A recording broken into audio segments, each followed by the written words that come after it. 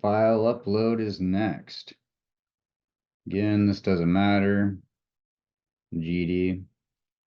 So first, we'll go ahead and upload our PHP upload.php. Developer tools again.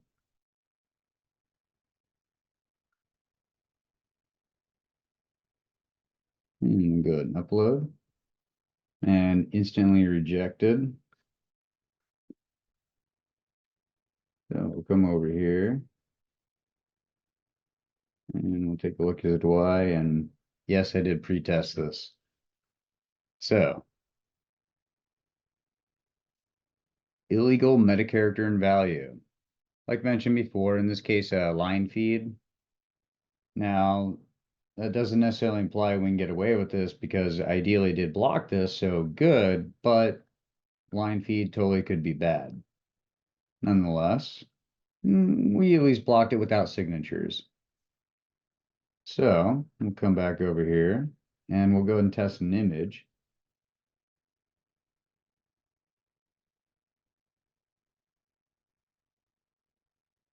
And, oh, bummer, we did get blocked.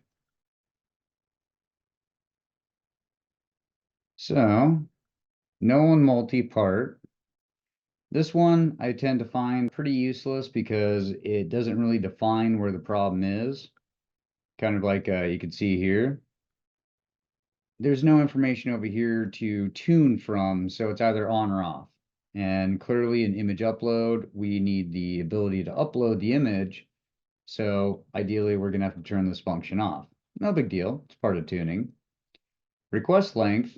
Now, keep in mind earlier we saw we have 100,000, just like we see here. That's a max file size. So our file upload was 32,000 bytes. And we can come up here and we can check our request length. And we can see actually really in the end it's 33, but that's because of the additional headers and payload. So that's just counting the difference between the attachment size versus the actual payload. So that is a huge difference to consider because the F5 looks at it holistically versus just the payload individually. But within the parameter that we set earlier, that is where it does look at individually for the file size for 100K in that instance. So to set the limit for the actual request, which would be request length for no extension file type, and that essentially means a slash, like we see here, versus .php or PDF or HTML. And then we come over here and post data, and we see the 32,000 on this one. This is actually the data, not the headers, so hence the reason for the difference. So we'll go ahead and fix these two. And because of the concept that we have to consider beyond just the payload, the 100,000 bytes. So we'll go ahead and kind of take an easy number and we'll pick 3,500 for this one, just to, allow some sizable cookies and additional headers from, perhaps your CDN, and just to give it some buffer room, but still, as said many times before, we need to set some limitations no matter what.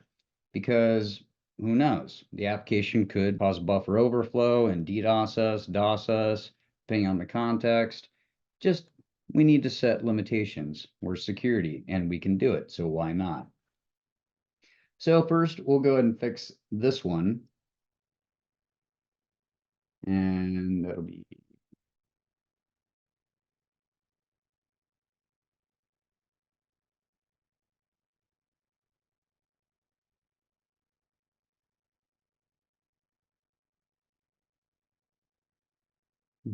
okay. That's resolved. And we'll revisit and we'll go ahead and fix again no extension under request length. And then we'll fix the post data length.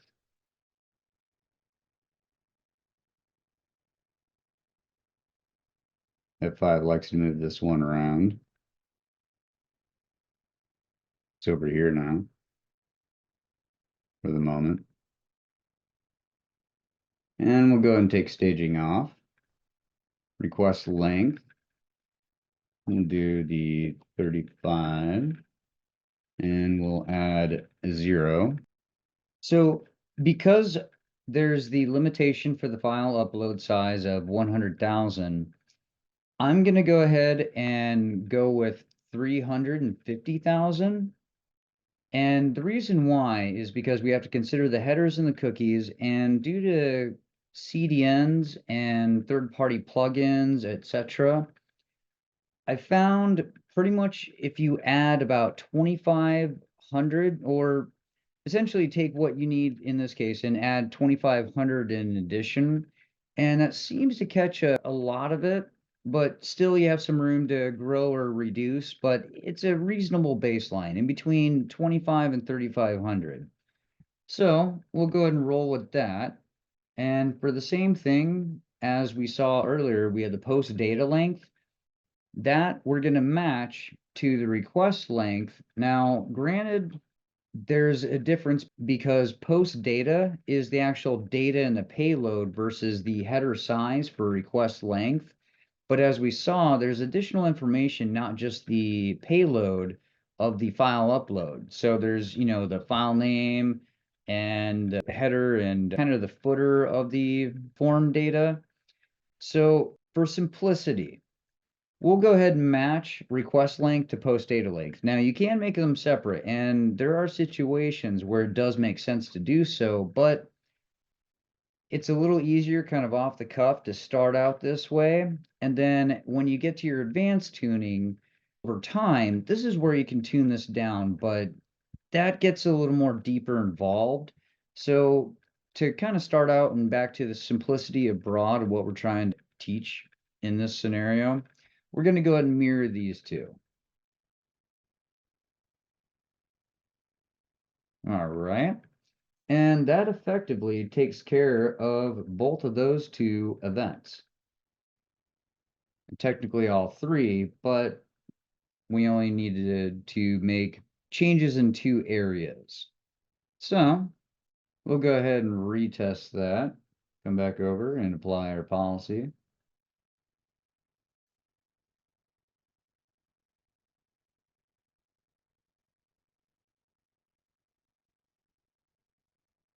And it's applied. So we'll go and do the same image. And there we go.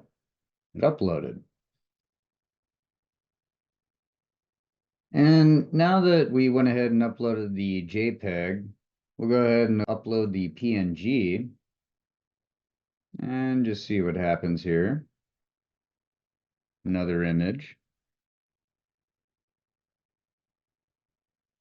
Oh, bummer, we're blocked again.